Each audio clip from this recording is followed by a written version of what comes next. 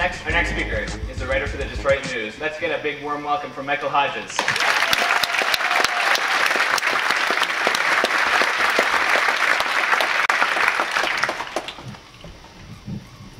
I used to be a high school teacher, so there will be a quiz after this. I brought a cheat sheet, so sue me. I begin with the premise that Detroit is a visually stunning city. And I hope that my photography here, yes, I took every one, underlines some of this. I don't have time to identify everything that you're going to see in here, but it toggles between architectural treasures and views of collapse, hopefully artfully shot. Detroit has several assets that frequently get overlooked in the typical Southeast Michigan low self-esteem phenomenon. One is that we have one of the most amazing collections of early 20th century skyscrapers in these United States. I like to say that upstart cities like Seattle would kill for any one of our skyscrapers. You just saw the Fisher Building. The other thing we have is our remarkable ruinscape, which is, well, to be sure, somewhat forlorn, but affecting and disturbing and deeply, deeply moving, I think, in sort of a profound way. And I think that visitors who come here feel very much like Germans in the Renaissance who began migrating down to Italy to look at the Roman ruins. These are assets, I think, that we can build on. I completely reject the idea of ruin porn. Ruin porn, you may remember, is the club that is used to hit people who come and notice our dilapidation, and even worse, take pictures of it, God forbid. Time magazine got beat up nonstop for this, and their photography was elegant. People who come here, and there have been thousands over the past year or two who have come to look specifically at our ruins, form an emotional connection to Detroit they would otherwise not form. We shouldn't be hectoring people who go to the Packard plant from out of state to walk around it. We should take them boxed lunches and thank them.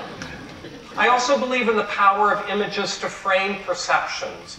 The newspaper very kindly let me start writing an architecture blog several years ago. That's when I got back into the photography biz for the first time in 15 years. Photography has bonded me to Detroit in a way that I never dreamt possible. I feel much the same passion about Detroit that I used to feel for New York City, and that's saying a lot.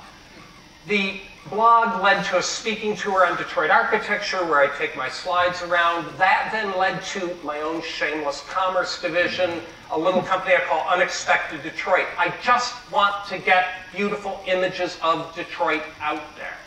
I sell postcards and thank them. There are many great photographers who've been working in Detroit over the past several years. I'm not one of them, but I'm the guy who isn't embarrassed by simply aiming to get pretty pictures that will catch people by surprise. I want some guy in San Francisco to pull one of my pictures of the Fisher Building or the Guardian Building out of his mailbox and go, whoa, that's in Detroit. We stand at a remarkable period in Detroit history. We suddenly enjoy this worldwide sexiness for being, well, you'll forgive me, the crappiest place on earth. It is drawing people in droves, and we really ought to embrace this. What I want more than anything is for people who see my stuff or other people's stuff to go into the city, poke around, drive around, explore neighborhoods you've never been in before. That's oxygen for big cities. New York City didn't come back in the 80s because rich people suddenly started investing. It came back because all sorts of people were curious about this out-of-control, devastated city and began migrating in to take a peek and then decided they kind of liked it. I believe that can happen to Detroit. As an example of the magic that Detroit now has, I tell you a very short story about a charming young woman from Chattanooga named Allison Reedy. She'd been invited in with a group of people from an urban uplift organization in Chattanooga to do work in Roosevelt Park in front of the train station. They started building freestanding letters that will spell out Roosevelt Park all across the green space in front of the train station, which should be very cool. I wrote about her. I sent her my piece after I was done. She wrote me back and thanked me, and she said this in these very words: "I'm jealous you get to live in Detroit.